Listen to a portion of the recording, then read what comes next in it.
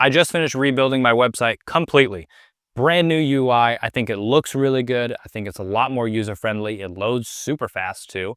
But the main thing that I'm doing now is I'm officially hosting my own storefront on my own website. So I can control everything that goes in and out and have much more control over my business. So if you guys want to check it out, I do have a sale going right now. Males are 30% off on the website. Go check it out, robbiesreptiles.com. So about 6 years ago, when I first was getting into the crested gecko hobby, I pretty much just followed whatever advice I was given. Everyone said that whenever you have a baby hatch, you just want to take them out, put them in a 6-quart, leave them alone for a couple of days. And it wasn't until, maybe about a year ago that I started to think, what if there's a better way to do this? Now, in my first few years of breeding crested geckos, I didn't have the best success rate when it came to hatching, and I didn't have that low of a failure to thrive rate. And what I mean by that is just simply one of your babies just dies for whatever reason. That can just happen. And when you're operating a animal breeding business or a reptile breeding business, and on top of that, you're working with such large numbers, you're just going to have a certain percentage every year of hatchlings that just fail to thrive. They just don't make it for one reason or another. Maybe they accidentally swallowed their shed and it had a bunch of pebbles on it, so they got impacted. Maybe they got dehydrated, or maybe they just couldn't find their food enough, or maybe they were born with some sort of issue going on that you just didn't have any way of knowing about, and they'll end up failing to thrive. And that's okay. That is just part of, nature taking its course. The strong survive, the weak die off. But when we're kind of in control of things ourselves, we're kind of, manipulating the genetics and what gets to live and what gets to, I guess, be cold, right? That's our job as breeders, which is a whole different topic for another day. I was wondering if there was a better way to handle fresh hatchlings, because when a crested gecko first hatches, is very fragile. I would say within the first week of life is kind of that's the time you really got to baby it. You got to make sure it's got a lot of humidity. You got to make sure it's not too wet though, because if it's too wet, that can be an issue. You want to make sure that it's able to get its first shed off. That's kind of, if they can get the first shed off, I would say that they're able to, have a, they're twice as more likely to, live to adulthood. Very rarely do you have like a well-established gecko fail to thrive, especially juveniles or even adults. Like the odds of an adult just spontaneously dying are very low. But when it comes to babies, the first week or so, the first few days are very fragile for that gecko. So I've heard of a couple of different ways that people go about it. And, most of the advice that I was given was just put them in a 6-quart, leave them in a 6-quart until they're 15 grams and then move them up. I started to just kind of look at things a little differently. And I was thinking to myself, taking out some babies that were hatching in our facility, and man, a fresh hatchling, like a very tiny little baby, they're very tiny. And when you put them into a 6-quart, it's kind of an enormous enclosure for a fresh hatchling. I incubate all my eggs at about 70 to 71-ish. I don't really baby it. I have the incubator set to 71 and I just let it do its thing. And it seems to hold that temp really well. And my babies hatch out at, 2 to 3 grams. I've had some 3 or 4 gram babies hatch out, but for the most part, they hatch out pretty small. A 2-gram baby is really tiny compared to a 6-quart enclosure. And so I was thinking that maybe there was a smaller type of enclosure that I could go with that would be good for that kind of fragile part of their life, to make sure that they have less space to, burn too many calories maybe. It's a smaller enclosure, so having the humidity stable is going to be easier in a smaller enclosure. Like imagine trying to keep a 6-quart tub humid compared to trying to keep this entire 800 square foot building humid. It's just going to be different. One's going to be much more difficult than the other. One requires a quick spray. The other is going to require a whole lot of infrastructure. So I kind of was applying that to this. I figured, okay, if they can be in a smaller enclosure, then I'll be able to maintain the humidity a little better, I think, in the long term. And I had heard of people using a different rack company by JPM Reptilia, and I ended up actually getting a rack from JPM Reptilia. I wasn't too happy with the overall service, and I just didn't like that I had to drive so far to get it. It was only available from the one person. It's a good quality product and it gets the job done, but I just wanted to find a better option for the everyday person, for pretty much anybody in the hobby, talking to you guys, because like I found the Like It container store tubs, and those have been awesome. And I don't think it's bold of me to say that those container store tubs have kind of revolutionized the hobby as a whole. And I have heard of a couple of breeders using the JPM Reptilia tubs for crested geckos to great success. Some breeders to note, AC Reptiles uses the JPM Reptilia tubs. So I knew that people had success with them. I just wanted to find my own version. I wanted to find one that wasn't just going to be dependent and reliant on the single person making them. And on top of that, you can't buy the tubs anywhere. You have to buy the tubs through him, and he charges $2 each per tub. To put that into context, a 6-quart tub costs $1.10 from Walmart. I figured that there was a more cost-effective option out there. So after a bunch of researching on Amazon, trying to find the right product, you know, there's so many times that I found something that checked 9 out of the 10 boxes, and the last box being that on the back, it's completely open. So if a baby crawls out, they could just run away into the building. So after buying and returning, you know, countless different ideas or possibilities from Amazon, I was able to land on this. So these are from some generic made-up ChatGPT name company that's on Amazon. And no doubt, these are probably something that you can find on AliExpress and, you know, import from China for pennies on the dollar. But what's great about these that I've found is they are able to be ordered on Amazon. They are next day free shipping, and you can buy them as you go, which is one of the big benefits to going with the container store tub setup that I have. Because if you, let's say, just need 10 more enclosures, you don't want to have to buy a whole rack system. You can just buy 10 more enclosures and they'll be there free shipping. With these, it's very similar. Right now, I know this season we have been producing more geckos than I have ever produced in my entire gecko career, if you will. And so I've had to constantly keep buying more because I buy like 20 more enclosures, and then what do you know? Literally within a week, they're full again. And I'm kind of just at that point now where I need to keep expanding. And I actually have like 16 more tubs on the way right now as we speak while I'm filming. So the benefit to these over JPM Reptilia tubs, I did the math, and they're actually less than half the price. Now, that was before they did the recent price hike. I was buying these for $14.99 a piece, and they would go on sale for $14 a piece. That was great. That's when I did kind of my big spending. But now I looked back, and now they're $18 a piece. Still worth it, if you ask me. To give you some context, the JPM Reptilia tub, I think I got, it was a 45 tub rack because I wanted to test it. And the 45 tub rack cost me $475 dues. If I wanted to get extra tubs to go with all of those so that I could have, you know, that system where if you have a dirty tub, you just take it out, put the clean one, and then you have a pile of dirty ones that you hose off later. If I wanted to do that, I would have had to spend another $90 just to get 45 more tubs with $2 each, everything like that. I didn't think that's very worth it. Now, that is, I guess, the downside to these is I can't have the extra tubs, but these are about half the price of going with that. And you can shape them into whatever configuration you want. I, of course, just went with like a wall. I think that that's just convenient and that's how I work. You know, that's just what I wanted. But if you wanted to go around a window, you could. So essentially, all of these are just one black compartment that has 3 different racks in it or 3 different tubs in it.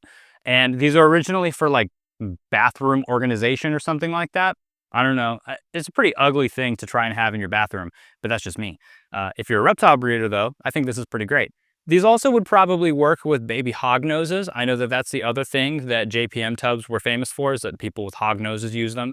These are pretty much the exact same dimensions. They're just a little bit more shallow and not as long, but they do perfectly fit half of a square of a paper towel.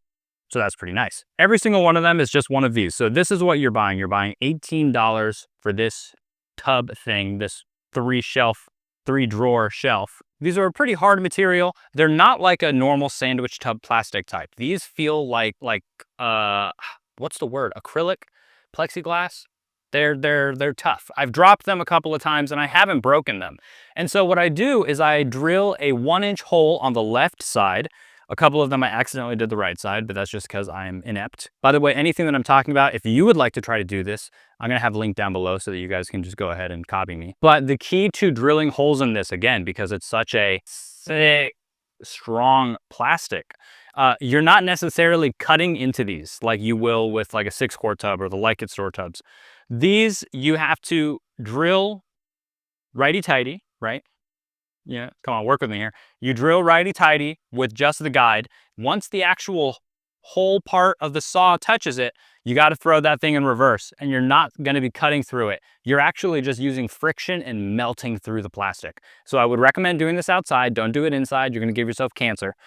So I did all of that outside, and I was able to drill some holes. Now, there were a couple that I absolutely destroyed before I got the hang of it. I'd say out of the 300 something of these I have now, I've broken 6 of them. Okay. So you can get you can get a good feel for it eventually. And then the other cool part is that they come with these little tiny handles, and you just wedge them in, you pop, and then you got a little handle, you can pull it out. Granted, about 10% of the time they fail and break for some reason, but you could probably just do a little dab of hot glue, shove that thing back in there, and you'll be good to go. Bob's your uncle. So right, getting like the rack system from JPM, you're gonna be getting, it's a one and done. You're paying up front, you're paying for the convenience, and you're gonna get it all. And this is kind of like the Android version. This is like the DIY cost-effective route. And if you ask me, I like the way that these look much better because I can actually see inside of the tubs at a glance. I can see how a baby's doing. Okay, oh, that one needs to, get sprayed with water and it's having a hard time shedding. Let me just give it a spritz of water. This is that, this is that. With the JPM tubs, I had to always pull them out if I wanted to actually check on the Gecko. So I like these actually better. The vents that I'm using on these are from ventmaster.com, whatever. I'll have it linked down below.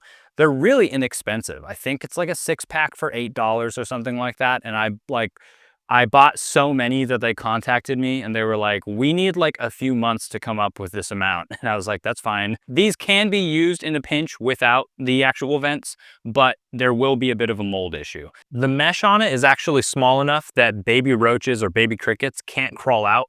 I'm sure pinheads could crawl out. I don't think anyone feeds pinhead crickets to their crested gecko hatchlings. They're like the metal tab type. And so at the end of doing, 100 of them at once, it really does hurt your finger. But these have been working great. They're pretty inexpensive too. I think it's like a 6-pack for like $8. Well worth it to me. They might have changed the price, but still pretty good.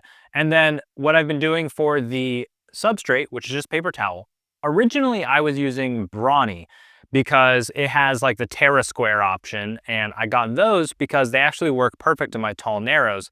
But now what I'm discovering is for my tall narrows, I'll just do 2 standard Bounty paper towels laying on each other, kind of like this, and that works fine. And then now what I do is for these, I used to use just one of the squares for these and they fit perfectly. But what I discovered is you can actually just stack them, make a tear, and then your normal bounties work perfectly fine. And then the tricky part is finding the right type of leaf to put in here so that there's like something for the geckos to hide on. I've heard of people also using really small PVC elbows as a hide for the babies if you want to. But I just do a little bit of fake foliage, and then the gutter guard situation, it's a situation to say the least. You really have to get through an entire roll of the gutter guard before you get to the really tightly wound part, and you want to actually have like a good shape to it. That's why you got to use the inner part of the gutter guard. So that's a bit of a that's a frustration that I have, is that you have to be going through a lot of gutter guard to actually get the right shape that you need. You either get a bunch of gutter guard that is just flat because it's the outer part and that doesn't really do anything in these, or you get down to the part where it's a circle, and then whenever the baby climbs on it, it just rolls around in the enclosure. So you have to aim for like this specific part of the roll every time to be able to use it in all of these. But I also have this issue with the 6-quart tubs. You have to use a very specific part of the gutter guard. Otherwise, you get a tightly wound circle, and in a 6-quart, that just ends up with it rolling around the enclosure, so you can't use that for the 6-quart size. You have to use the outer part, and then eventually it just gets too short. So, but the gutter guard's cheap. That's just kind of the only option that we have at the moment. Now, the other part that is a bit of a pain point with these is that they're not like the Like It store tubs where they all stack and they have grooves that slide into each other and they lock into place and all that. All of these are pretty much free floating, and I can take out some of these if I wanted to. So what I've done is I actually, when I first get them in order to try and make like an actual rack, I will use packaging tape and I will tape them all together. It is, quite the DIY solution, but it does work, and I have been able to make like a 6x9 or a 9x6 rack out of these. So it is possible. I've also tried using resin. That just takes too much time, and then I'm worried that one of them is going to be slightly uneven and not level, and then it's going to throw off the entire shelf. So honestly, I've just been kind of stacking them. You could probably just put some double-sided tape in between them all or something like that, and it would probably work. I've also debated on mounting them to the wall specifically, but that just seems like it'd be too much effort and wouldn't really accomplish much. And a quick little Linus tech tip for you. I've been starting to do this with all of my crested geckos. I stopped putting the gecko dishes in the corner. I found that whenever I would put the gecko dish in the corner, the gecko would walk all over it and then they would have food stuck all over them.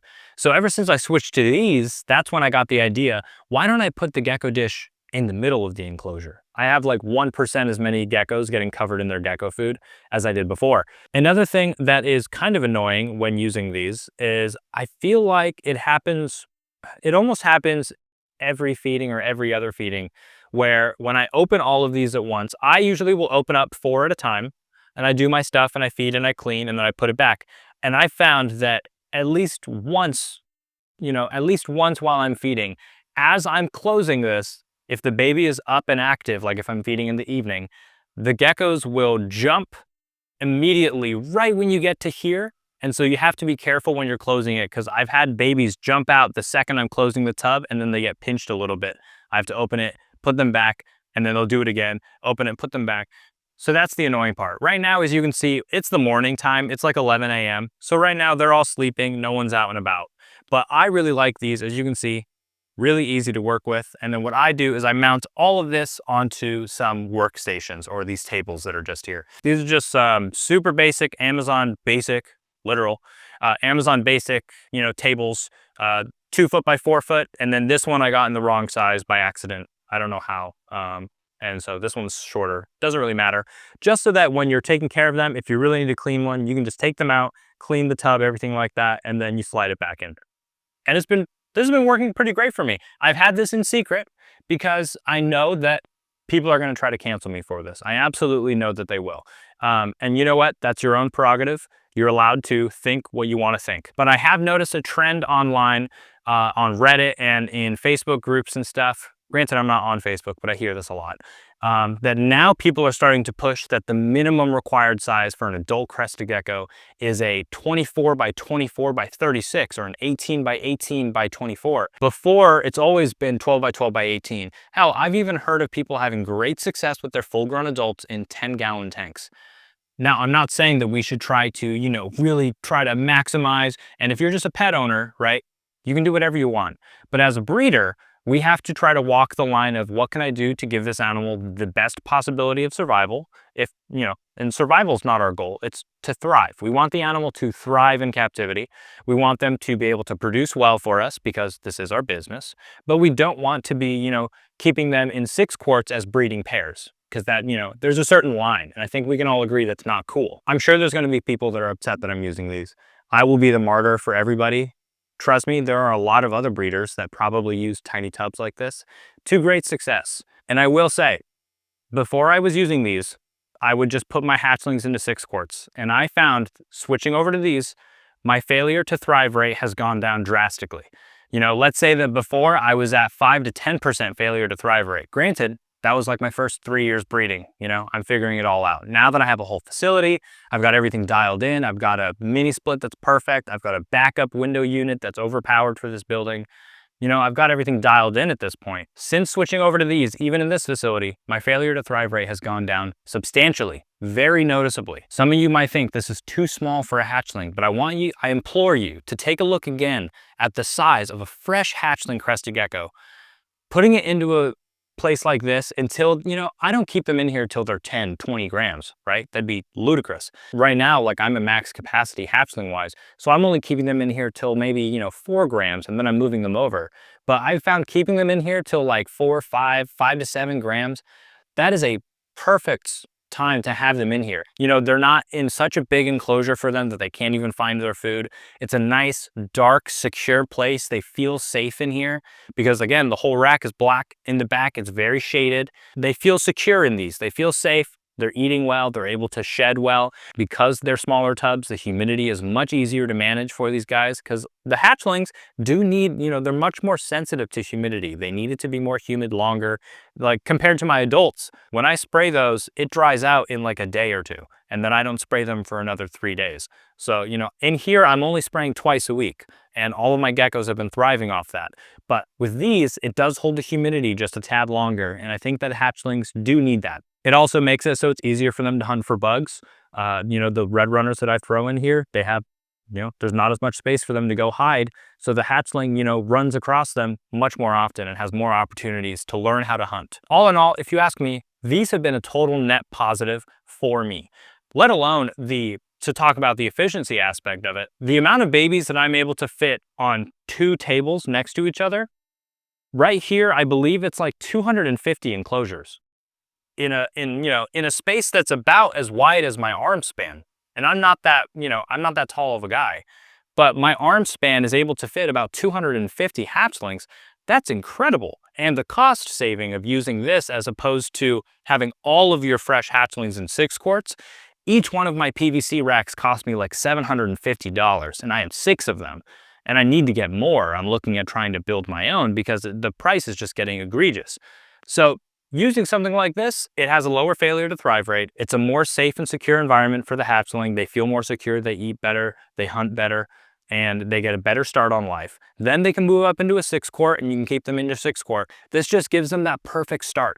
It's cheaper than the JPM Reptilia tubs. It's cheaper than doing all PVC racks with 6 quart tubs. It's a lot more efficient than trying to have all of your babies in 8-ounce deli cups for the first few days.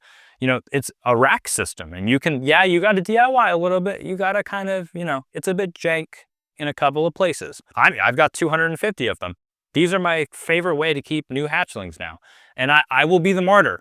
I will be the one that takes all of the heat for this. I even know some customers that want to put them into a full-grown enclosure.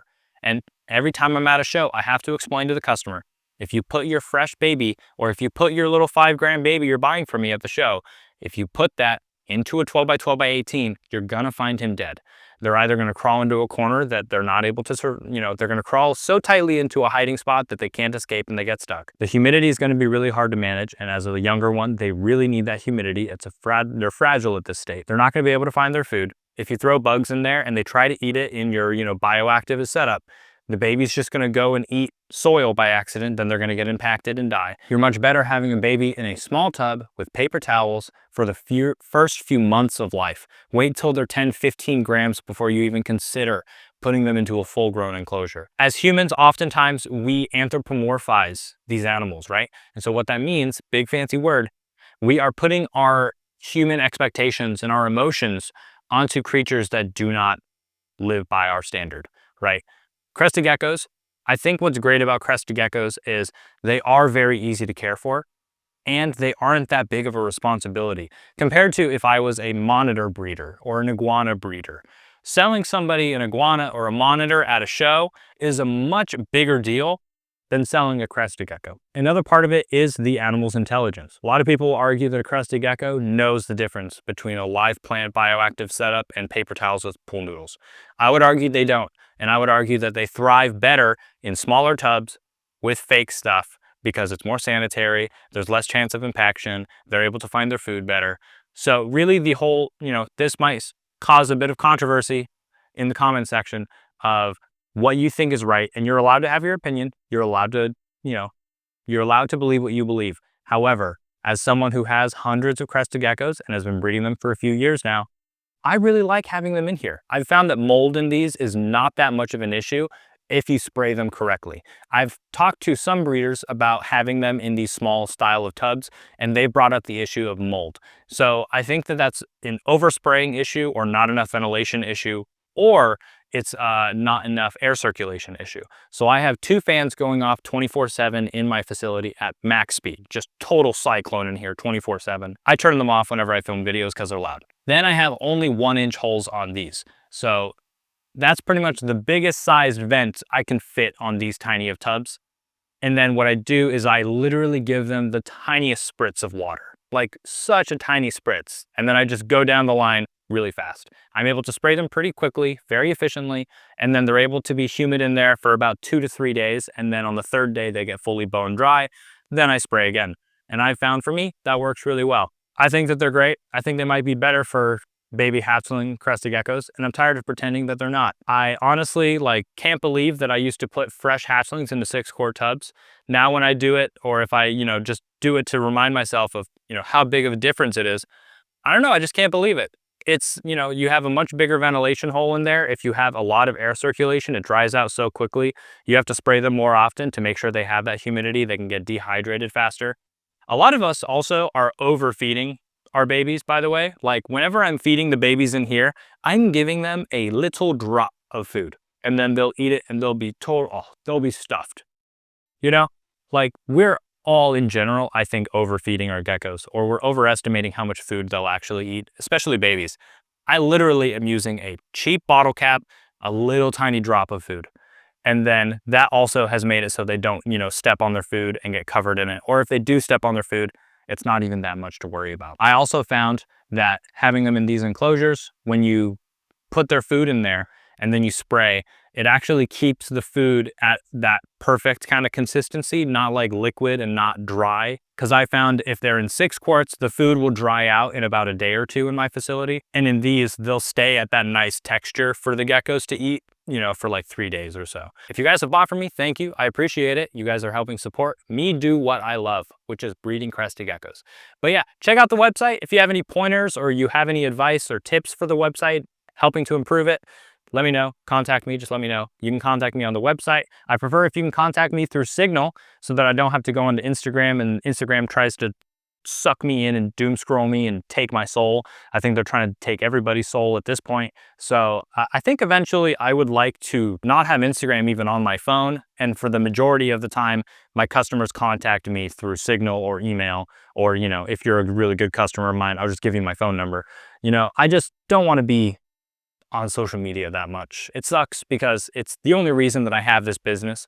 But I think at this point, all the social media companies have gotten so greedy. They don't just want your money or your time. I think at this point, they're really just trying to take, your future from you. They're trying to take everything.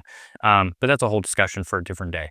So if you're interested in any more crested geckos to add to your addiction, check out my website, robbiesreptiles.com, and feel free to contact me with any offers that are reasonable. I'm always open to reasonable offers. I'm excited about the new website. I think it looks really good, and I think it's pretty user-friendly, and I kind of figured it all out myself. I will be making a video showing you how to make your own website and make your own storefront for much cheaper than a lot of other companies in the website space charge. It's pretty outrageous. Thank you guys for watching. Blah, blah, blah. Bye.